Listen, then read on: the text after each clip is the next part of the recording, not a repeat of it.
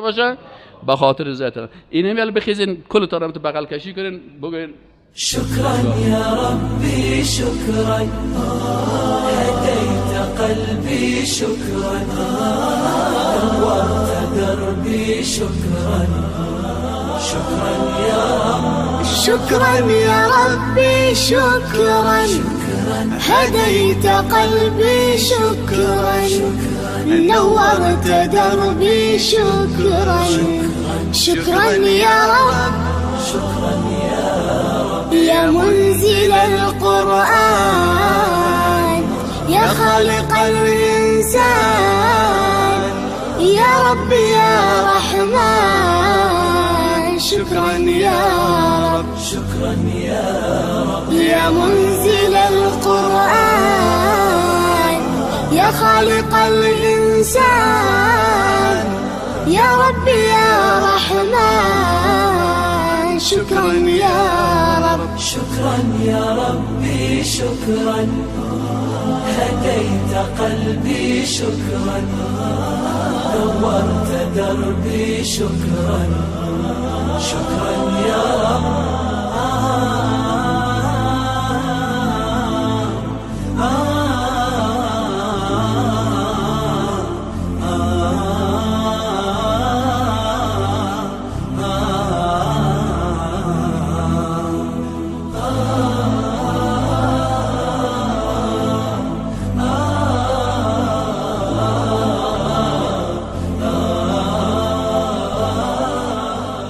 بسم الله الرحمن الرحیم.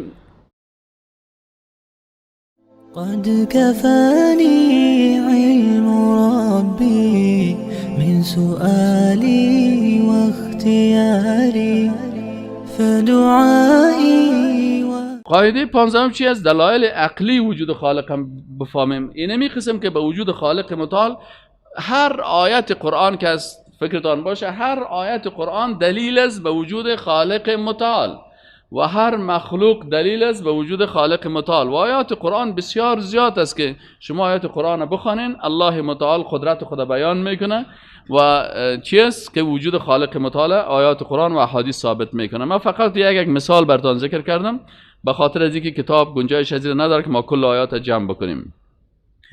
قاعده 15 چیست که دلایل عقلی وجود الله را بفهمیم. اینال الله برای انسان یکی از نعمتهای بزرگی که بر انسان داده چی است؟ عقل است. و الله متعال در قرآن عظیم الشان برای ما و شما چندین جای گفته که چرا شما از عقلتان استفاده نمیکنین، چرا شما مثلا از تفکر نمیکنین، شما چرا تدبر نمیکنین. پس وقتی که انسان مسلمان از عقل خود، یعنی یک انسان مسلمان واقعی خوبه، الله چه قسم معرفی میکنه؟ میگه انسان مسلمان واقعی خوبی است الذين يذكرون الله قیاما و قعودا و علی جنوبهم، که الله را در حالت استاده و در حالت نشسته و در حالت خفته یاد میکنه. و چهارمی صفت اساسی چی است؟ و یتفکرون فی خلق السماوات والارض، اینا تفکر میکنن، تدبر میکنن در مخلوقات الله، از عقل خود استفاده میکنن. پس وقتی که انسان از عقل خود استفاده کنه دلایل زیادی به وجود خالق متعال وجود داره. الله برای هر کسی عقل داده تا انسان از عقل خود استفاده کرده و به وجود خالق متعال ایمان داشته باشه. از این خاطر در مسئله عقیده علما میگن که در اینجا نباید انسان باید تقلید از کسی دیگه بکنه، خودش باید با دلایل عقلی باید به وجود خالق متعال قناعت داشته باشه. از این خاطر وقتی که شما برین یک انسان عادی هم که پرسان بکنین، مثلا وقتی از یک صحرانشین پرسان کردن مسلمان بود که تو خالق چه قسم مشناسی، او نگفت والا پدر ما مسلمان بود، پدر کلان ما مسلمان بود، بلکه او فورا دلیل گفت که ما وقتی که در صحرا مبرایم دیروز از این صحرا به خانه خود رفتم، صحرا متعادی خاک بود، هیچ چیز نبود. صبح که آمدم سعی کردم که پشقلهای شتر اونجا افتادگی هست، عقل ما بر ما گفت که از اینجا شتر تیر شده، دیروز سه چیز نبود، آلی از کجا شد؟ پس عقل ما بر ما میگه که این میجه شتری از این صحرا تیر شده.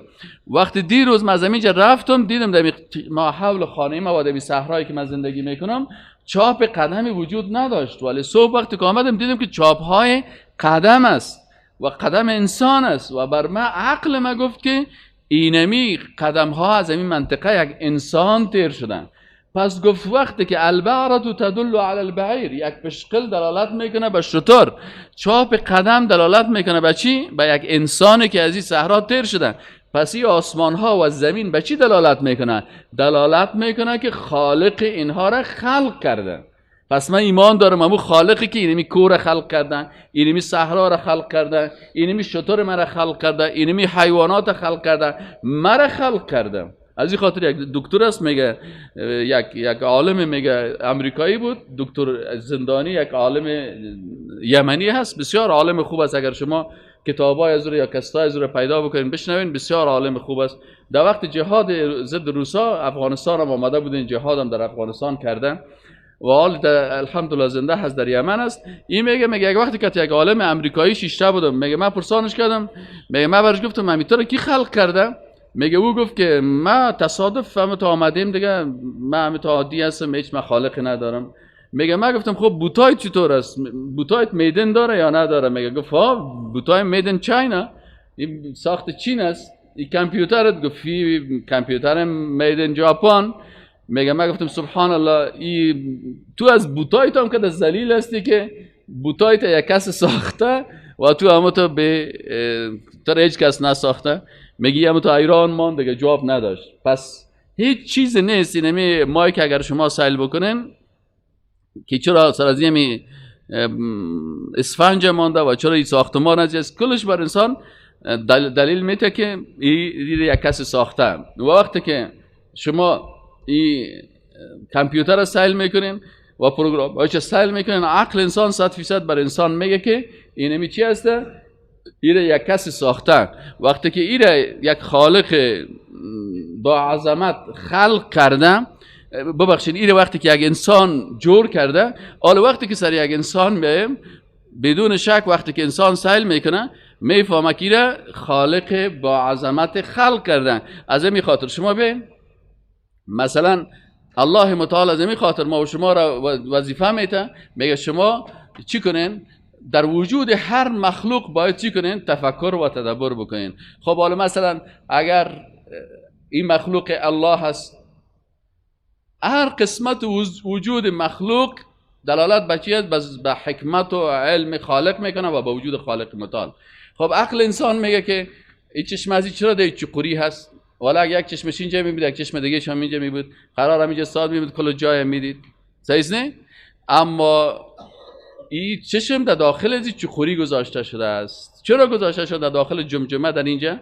پس عقل ما میگه که والا اگر اینمی انسان اگر چشمش اینجا میبود اینجا میبود، کدام روز ایده میرا میرفت یک تکر میکرد درس، دیگر روز میامد که یک چراغش گل است. چرا؟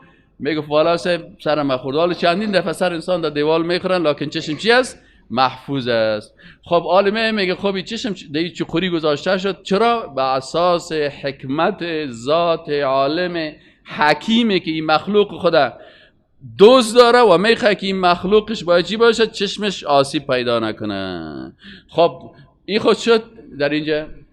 چرا در داخل در دان انسان آب است بیمزه، در گوش است آب تلخ، اما در چشم آب شور است؟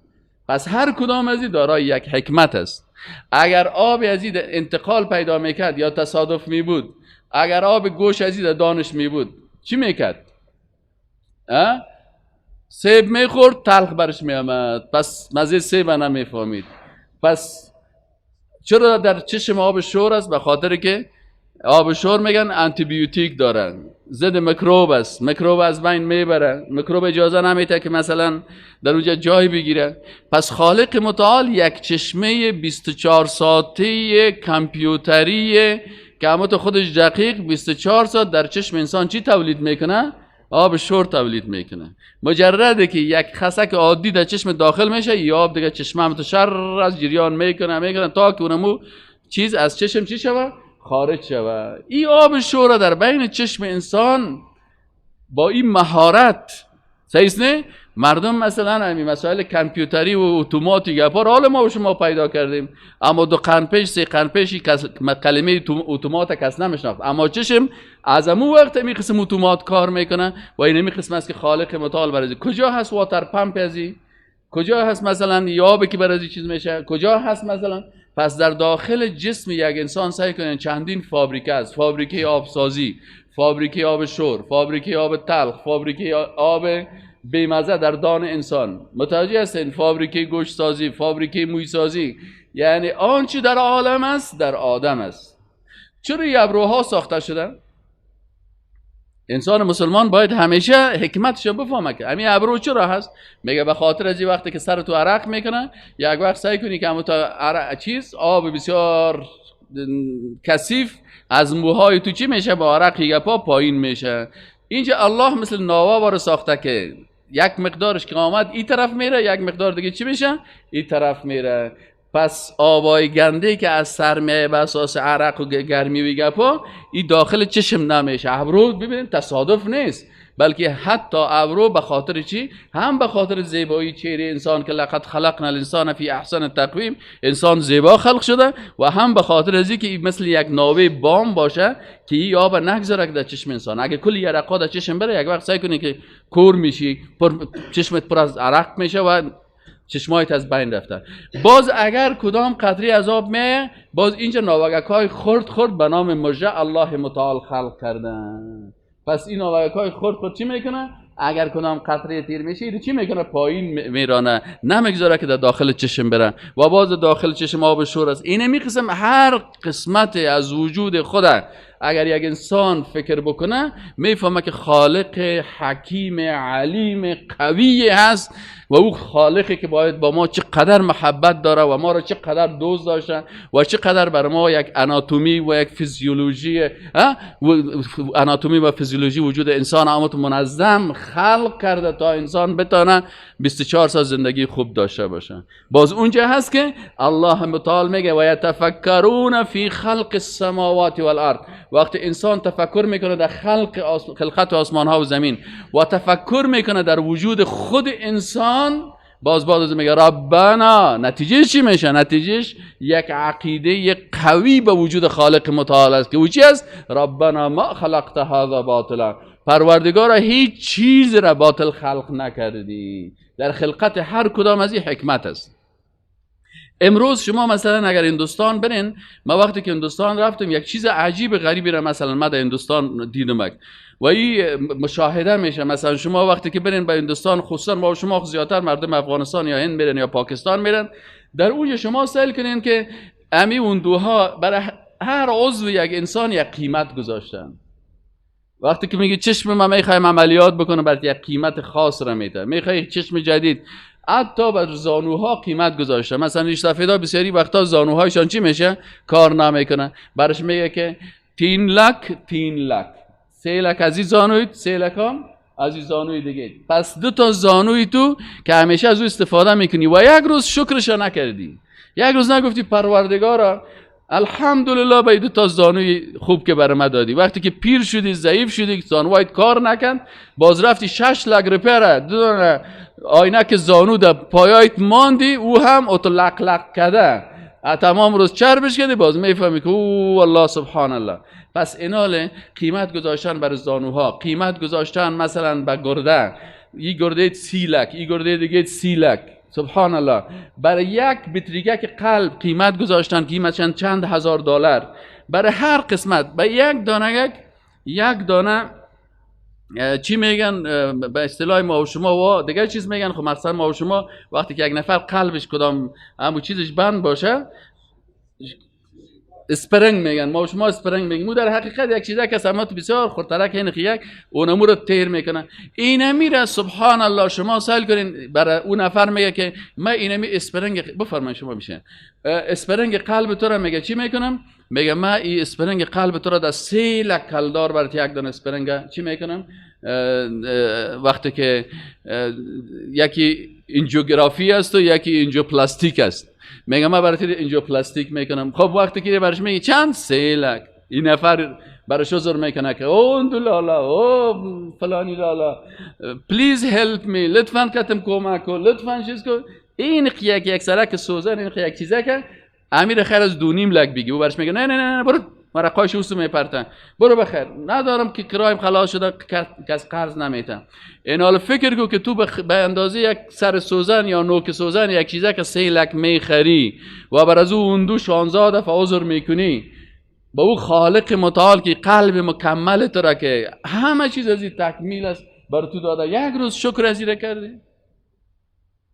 پس این کلش دلایل است به وجود خالق متعال و عظمت خالق متعال و مهربانی خالق متعال است که الله متعال بر انسان این نعمت ها را داده. و این تعودوا، الله میگه و این تعودوا نعمت الله لا تحصوها. اگر شما کدام روز وسایل بیارین و کامپیوترتان بگذارین و کلکولیترتان بگذارین، ماشینای حساب بگذارین و خوب یک انسان ریاضیدان متخصص بیارین در پایتان بشانین و نعمتهای الله را حساب کنین، حساب کرده نمیکنین. اینقدر نعمتهای الله برای شما زیاد است. از چشمتان، از گوشتان، از دستتان، از زبانتان، از اکسیژن که اینجا وجود داره ای هستن، از هر چیزی که هست شما سائل کنین. بسیاری وقتا یک چیز که هیچ فکر انسان نشه، یک وقت دکتر برات میگه والا اینی قسمت وجودت مشکل داره. چی هست تو یک این تو تا که چیزی که همه که پیش برآمده دسک پیدا کردی، او صاحب کلان آدم میبینه که چی سپورتمن و تکواندو باز است، 4 پلاق افتاده. چی شد تو خود تو خواهین در آسمان پرواز میکردی یا 6 تا نمیتونی؟ چند وقت پیش یکی از دوستای ما بود که حرکت های تکواندو را میکرده تا فیلمایش برآمده بود. روز یک همه که دست پیدا کرده میریم صاحب که ما افتیم گر ندانی غیرت جوانی هم وقتی که با دست آمدی باز میدانی چی شده. یعنی خیلی دست چه خاص میگه این یک است وام چطور از سورم والا صاحب که کامپیوتر دیدن و که فلانی دیدن یک کمک پیش آمده یک کمک پیش نمیتونه نه صاحب نمیله 4 پلاق افتادیم. پس سائل کنین که خالق متعال یک پرزگاه کوی کوچک در وجود انسان خلق کرده و هر کدام از این خاطر یک دکترت میگفت وقتی که چشم شما یک چیز میبینه، یک تصویر رنگی را میبینه، این یک تصویر رنگی را که چشم شما میبینه میگه 1,20,000 سلول در این کار میکنه. چی معنی 1,20,000 سلول کار میکنه؟ یعنی 1,20,000 مخلوق الله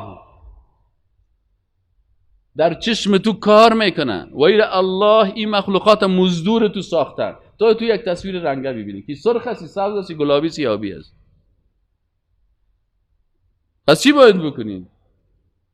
ابر و باد و ماه و خورشید و فلک ببین کلش نعمتای الله است. شاعر میگه ابر مزدور توست، ابر باد مزدور توست، ابر و باد و ماهتاب مزدور توست، خورشید مزدور توست. کل از اینا میگه ابر و باد و ماه و خورشید و فلک کل از اینا میگه چی هستن؟ در کار هستن، مزدوری میکنن تا تو نانی به کفاری. نمی کل از یا کار میکنه، آفتاب کار میکنه، زمین کار میکنه، موجوداتی که در زمین است، مخلوقاتی که الله خلق کرده ای کار میکنه، کل از اینا کار میکنه. دیخان کار میکنه، مثلا کسی که نانبای کار میکنه، کل از اینا چه میشه؟ تا تو نانی به کفاری. هم یک توت نان که میخوری دینم یک توت نان به هزارها هزار مخلوق الله بر تو کار میکنه تا تو نان به کفاری و به غفلت نخوری. بگی الحمدلله. حداقل که خوب بگو الحمدلله. شکر الله را باید بکنی. یک روز ما پیش یک دکتر رفتم، یک دندانم منتن شده بود. رفتم گفتم دکتر صاحب این دندان من منتن شده. گفت استاد مشکل نیست، بگیرین چی هست ماشینک خدا گرفت و دندان مرا کمک پاککاری کرد و بالاخره یک به اندازه یک بیخک سنجاق در بین دندان ما چی گذاشت، یک موادی که سفید بود اونجا ماند و خلاص. من طرف جیبم دست کردم، گفتم شاید بالی دکتراست دیگه الله هدایتشان کنه، دور پر کار کنه 500 روپیه میگیرن. گفتم حتما حال دین یک چیزا که خود برم شاید 1000 روپیه خب بگویا که بده دیگه 800 روپیه خب شاید بگویا 500 حتما میگیره.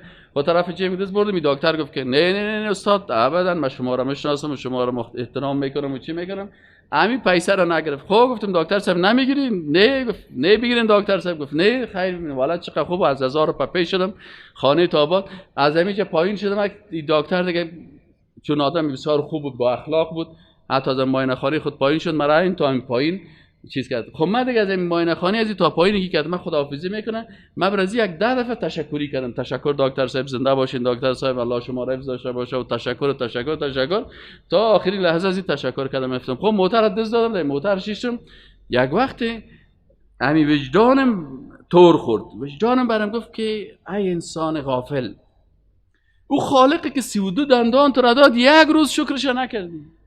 نگفتی که یا الله به خاطر دندان اینی صنایع اولیا ام شکر، به خاطر صنایع سفلا ام شکر، به خاطر ادراسش، به خاطر طواحنش، به خاطر انیابش، به خاطر فلانی فلانی. یک روز شکر الله را نکردی و خوردی تا سن در 40-50 رسید. و این دکتر فقط به اندازه یک بیخک سوزن او را امو دندانی که الله خلق کرده در بین از یک کمک مواد من چقدر از این چیز کردی. فهمیدیم والله ما بسیار غافل هستیم. از این خاطر میگه قرآن میگه و قلیل من عبادی الشکور، بنده شکرگزار ما چقدر است؟ بسیار کم است. هیچ کس شکر نمیکنه. باز وقتی که در مصیبت افتاد باز میگه یا الله در جوانی شکر بکن، توبه بکن، از اعضای بدنت تو زیاد ناز نکن که سعی من تو چاق هستم، من تو اندام دارم. پروردگارا شکر که من اندام دادی، الحمدلله که من نماز خوانده میتونم، الحمدلله که عبادت میکنم. یعنی چی است؟ از این خاطر شکر نعمتهای الله چه وقت انجام داده میشه؟ وقتی که قدر نعمتهای الله را بفهمی و وقت شکر نعمتهای الله انجام داده میشه که هر نعمت الله را مطابق امر الله استعمال کنید. فهمیدین؟ یعنی قاعده رو یاد بگیرین.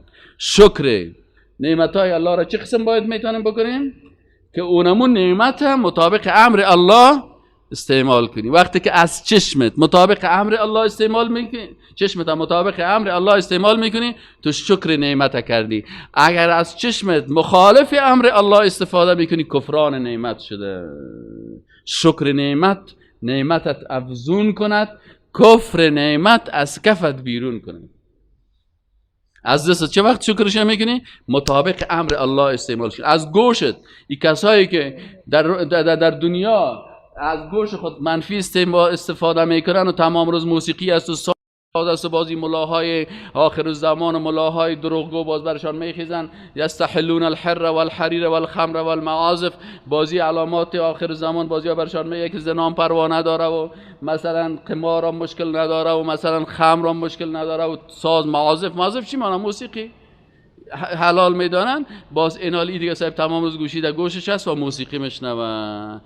الله باسی میگه و من اعرض عن ذکری فان له معیشة ضنکا، کسی که باز مخالفت امر مرا بکنه برای زندگی سخت نصیب میکنه. در دنیا باز بسیار سخت است. کسایی که زیاد موسیقی میشنوه یک وقت برش تکلیف اعصاب پیدا میشه، دیوانه میشه، سر به خود دمو جوانی دیوانه واره سیل کنی یگان تو در روان از گوشی در گوش است حتن انداخته میره. چرا تو خدا شورک میتی همونجا مستش کرده. اون علامت آغاز دیوانگی. پیر که شب یک وقت سعی کنین گوشایش کرد و در روز آخرت هم و نحشره یوم القیامت اعما، الله باز روز قیامت نابینا خلقش میکنه.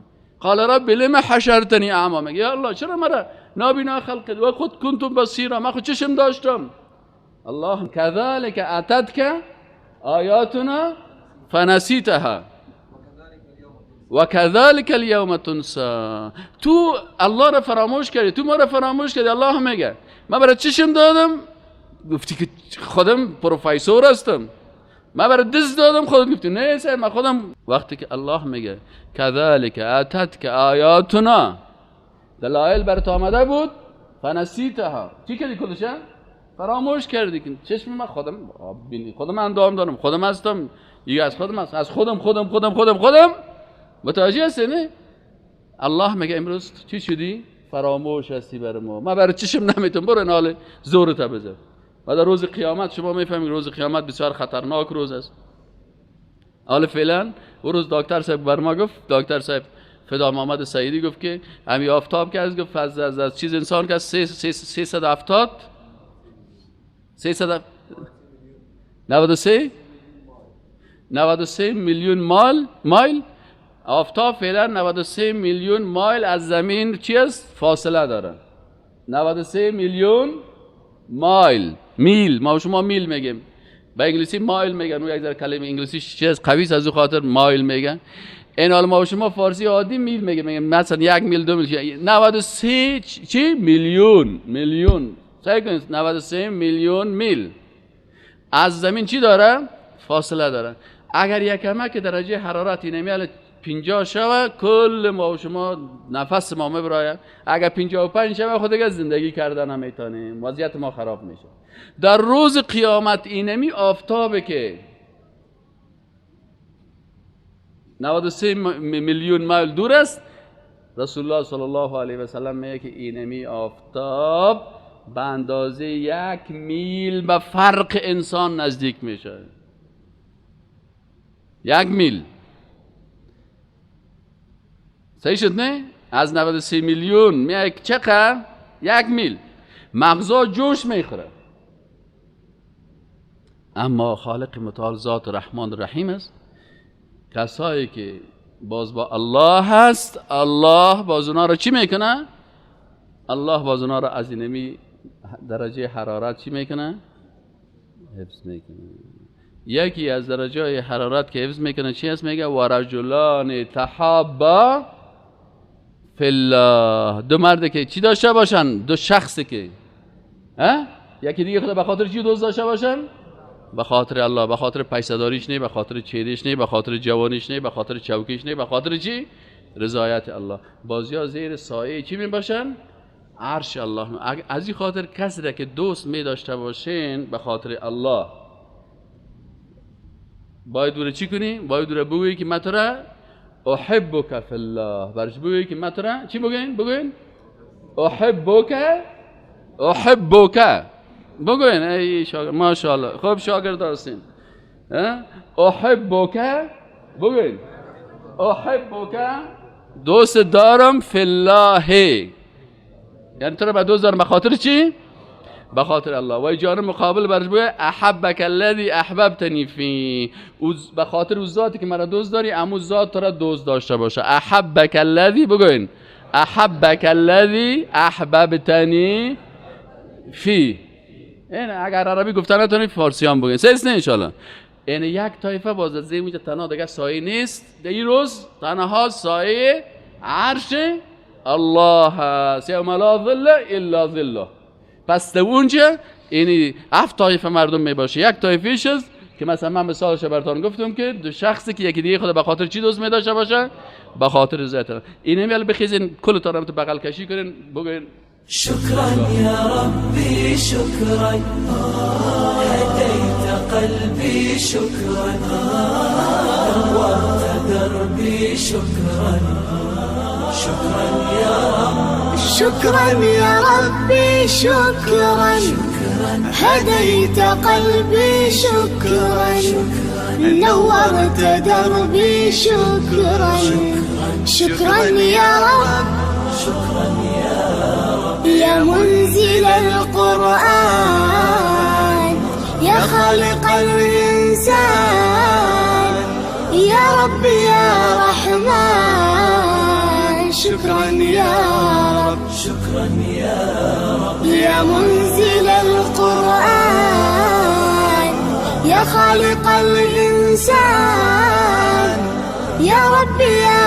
رحمن شكرا يا رب شكرا يا ربي شكرا هديت قلبي شكرا نورت دربي شكرا شكرا يا رب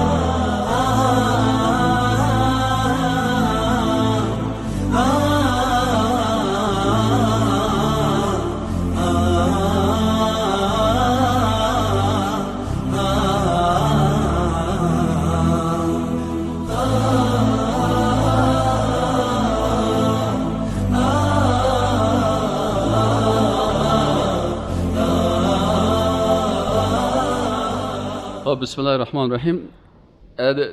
پس یکی از دلایل به وجود خالق متعال وجود هر مخلوق است. یعنی هر مخلوقی را که در هر جای شما میبینین این دلیل است به وجود خالق متعال. دومی چیز ساختمان فیزیکی مخلوقات است. شما هر مخلوقی که سیل میکنین یک الله را به شکل خلق کرده که امروز مثلا من یک مقاله رو یک وقت خواندم، گفتن که مثلا گفتن انجینیری اما چیز گفته بودن که انجینیری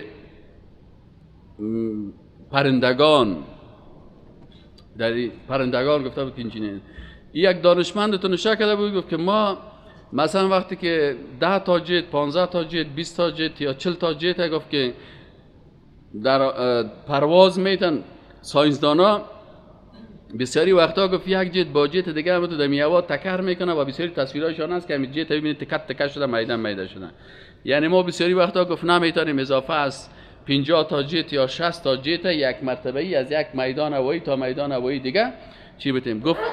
گفت شما وقتی که سیستم انجینیری که خالق متعال در مخلوقات خود گذاشته که پرنده های هستند که 10,000 پرنده از یک قاره حرکت میکنه، 20,000 پرنده از یک قاره حرکت میکنه و قاره دیگه میره و این تصاویرشان را گفته بود که هم سعی کنیم تو منظم میره، حتی به اندازه سر سوزن که با دیگه تکر نمیکنه.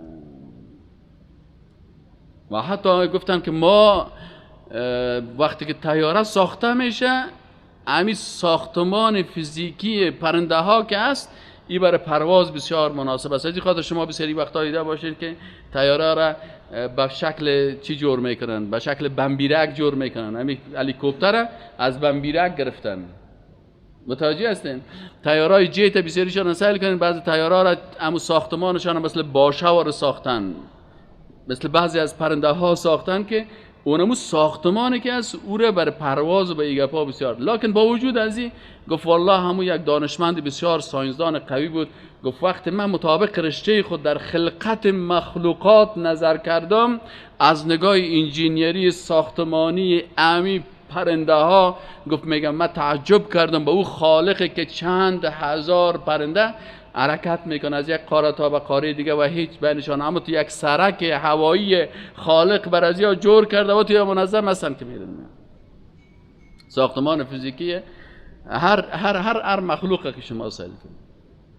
او روز یک عالم دیگه گفت که من در قرآن خواندم، گفت در ساینس خواندم که چی هست، در قرآن میگه که درباره نحل بطونها، نگفته بطنها، نمیگه که از چیزه بطن. گفت ساینسدانا گفت وقتی که ما مطالعه کردیم که چیز چند تا شکم داره، چند تا بطن داره، زنبوره مثلا، یعنی دقیق گفت وقتی که خالق متعال گفت چی میگن. پس ساختمان فیزیکی هر مخلوقه که شما چیز کنین، تحقیق بکنین، از انسان ببینین، از حیوان ببینین، از پرنده ها را ببینین، از نباتات ببینین، از حشرات ببینین، هر کدام از این دلیل است به وجود خالق حکیم عالم الغیب و الشهاده، هر کدام از این. ولی الله بر انسان عقل نصیب بکنه که تفکر و تدبر بکنه. و یتفکرون فی خلق السماوات والارض، و باز به عقیده برسه ربنا ما خلقت هذا باطلا سبحانك فقنا عذاب النار. تقسیم بندی وظایف شما سعی کنین که تقسیم در وجود انسان که از هر وظیفه، هر عضو انسان یک وظیفه خاص، یک کار دقیق خاصی را داره که انسان بسیاری وقتا متوجهش نمی باشه، ولی اگر دقیق انسان متوجه شه و میفهمه که چی است. این تقسیم بندی وظایف کلش دلیل است به وجود خالق متعال. تولید مواد ضروری در داخل بدن انسان دلیل است به حکمت خالق یکتا. شما اگر وجودتان گوشت تولید نمیکرد، اگر مثلا وجود انسان خون مثلا شما سازید، امروز تمام دنیا میزنه 1 لیتر خون ساخته نمیتونن، مجبور هستن از این انسان بگیره به این انسان دیگه، از این بگیره به این. اما شما یک تفلک خورده سعی کنید که روز اول نو تولد شده، اگر یک جای چیز شه و ببینید در داخل وجودش یک فابریکه خونسازی است، شیر میخوره و شیر از این به چی تبدیل میشه؟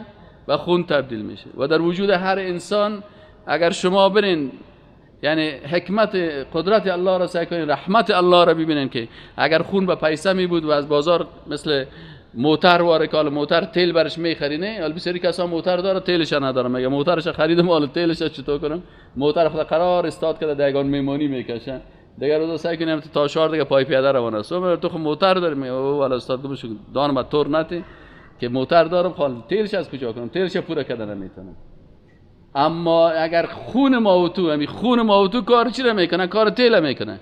اگر همین خون با پیسه می بود، یک روز مریض میشی، دکتر برات میگه برو 500 سی سی خون برات چیز کن. میره دی شفاخانه ندارم، دی شفاخانه ندارم، دی شفاخانه ندارم. بالاخره یک کس پیدا میشه یک 500 سی سی برات خون میته در مقابل یک پیسه بسیار زیاد. چقدر از پیشش تشکری میکنی، چقدر از پیشش خوشی میکنی، خانه تا آباد، ما کار ما بند مانده بود. اما یک روز نگفتی که در وجود ما 5 لیتر 6 لیتر خون است، تصفیه میشه و پمپ میشه و وظایف خود انجام میده و من هیچ پروا ندارم، کچالو میخورم، پیاوه میخورم، دال میخورم، لکن این فابریکه ما اما تو کار میکنه.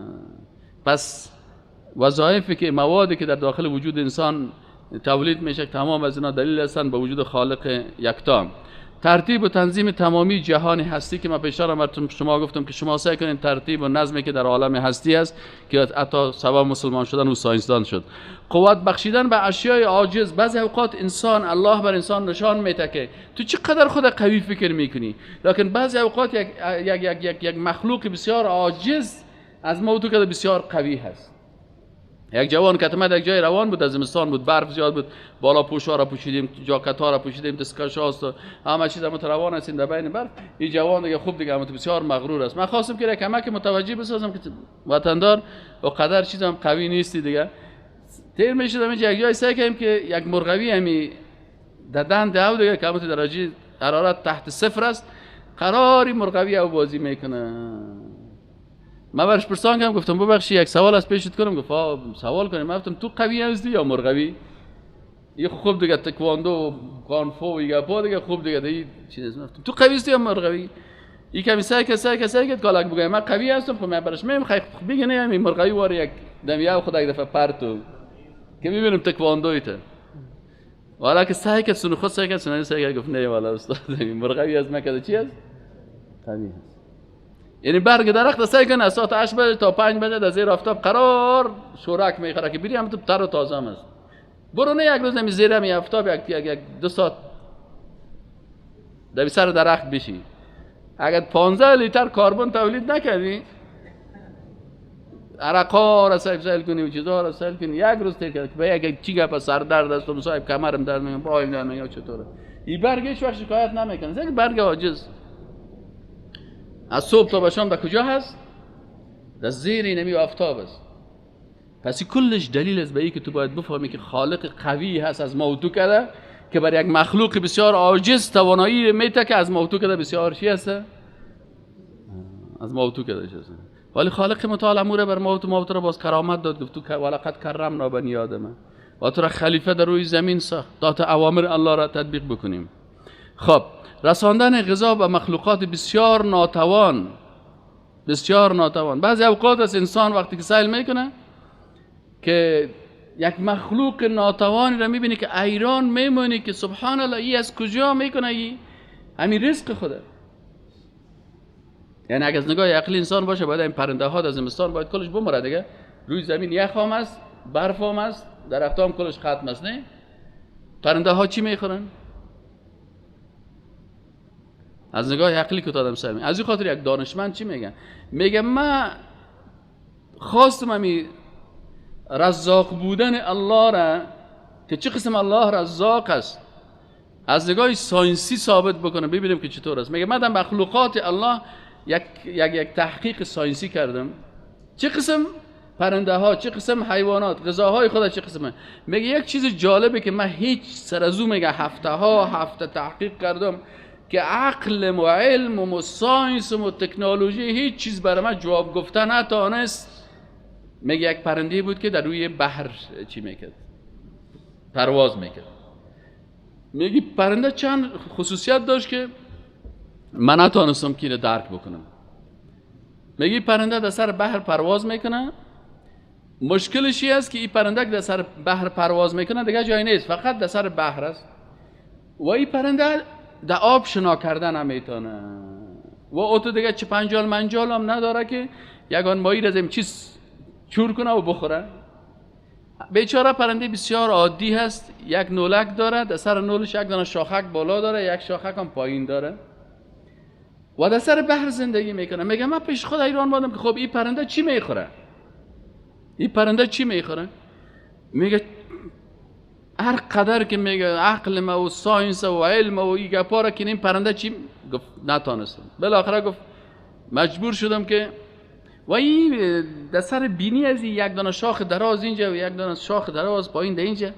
میگه من گفتم من شاخک از یک آدم قطع کنه چی به درد میخوره؟ یک دانه شاخ بالا در سر نولو. میگه خب بازم میگه گفتیم بیا یک تحقیق میکنم.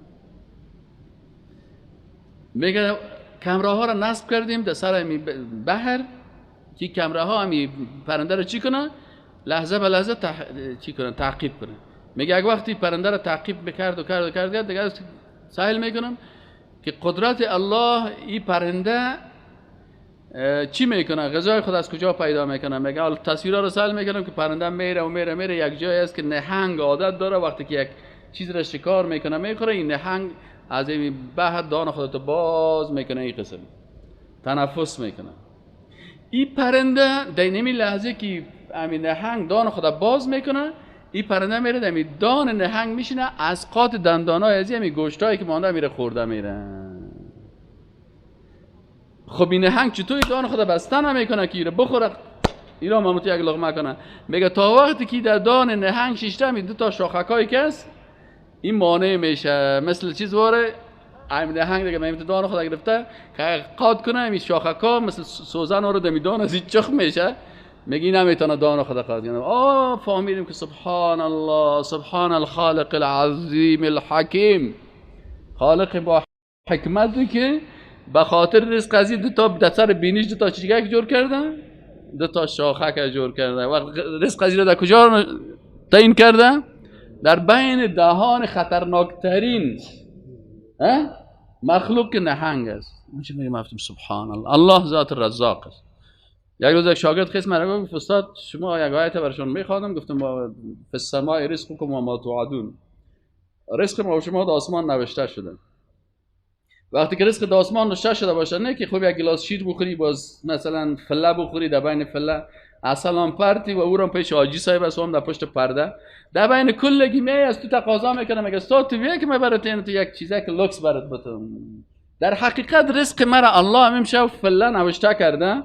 در دل حاجی صاحب مهربانی میفته و مرا میگه که استاد بیاین که میری حاجی صاحب از مو عسل بسیار لوکس که این رفتم چه از کدام قسمت پاکستان برش آمده او را باز در بین فله میپرده، در بین شیر میپرده و برات تو میته. الله رزاق است. محبت بین قلب‌های مؤمنا پیدا میکنه. یک نفر با یک محبت خاص برای چی میکنه؟ یک چیز رو میاره. هیچ فکرت نیست که از اون میوه قیمتی است ما کی خریده میتونیم، از اون کلولای کتا و گلاسای چی میگن. ببین یکی از دوستام تو قاب کلان میاره پیشریت میمونه استاد بفرمایین بخورین. و فی السماء رزقکم و ما توعدون. یک محصل خیز گفت استاد من چی هستم؟ من همین گپ قناعت من حاصل نمیکنه که من گفتم نبرد. رزق معلوم است.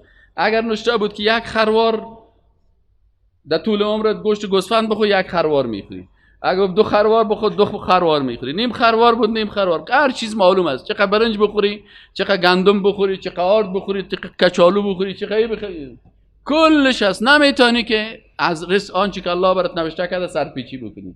گفت نه استاد این گپ از نگاه عقلی چه قسم برای ما دلایل بگو که من قناعت حاصل شوم.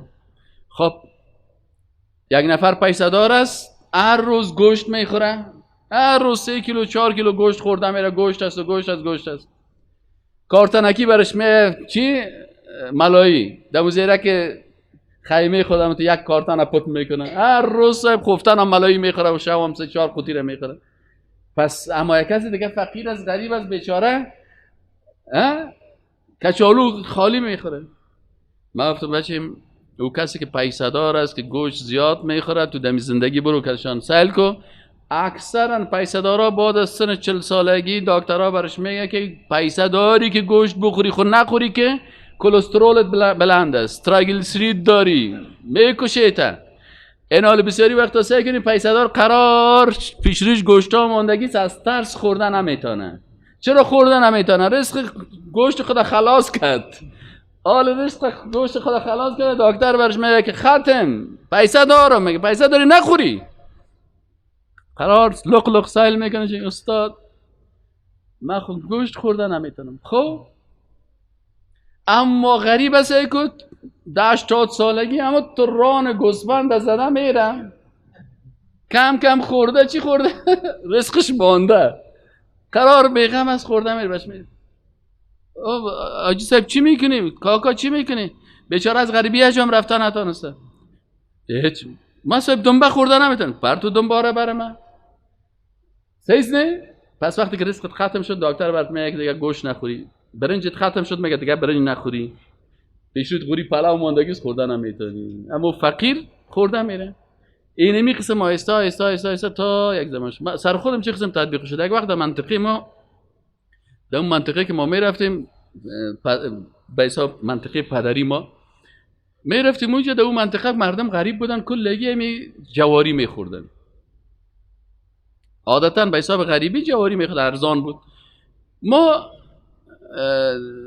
چون در کابل زندگی میکردیم وقتی که اونجا میرفتیم زمستان در رخصتی و ترا ما کت خود آرد میگرفتیم. ما آرد میخوردیم، دیگرها را سل میکنیم در خانه هر کس که جواری است. ما جواری رو تو شوقکی میخوردیم به حساب چی میگن؟ اوسانه. اما اونا و مردم بیچاره به حساب اوسانه نمیخوردن، به خاطر از که آرد قیمت از جواری ارزان است جواری میخوردن.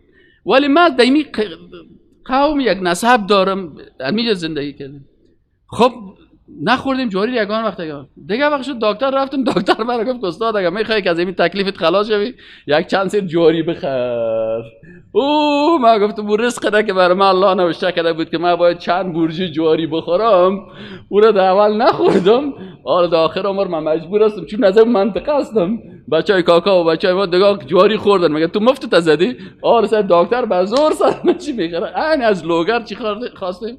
جواری خواسته با در خانه پخته کردن و باز بشیشتیم جواری را خوردیم. از این خاطر از رفت قلم هیچ دیگرگون نشود و از خوردن غم به جز جگر خون نشود.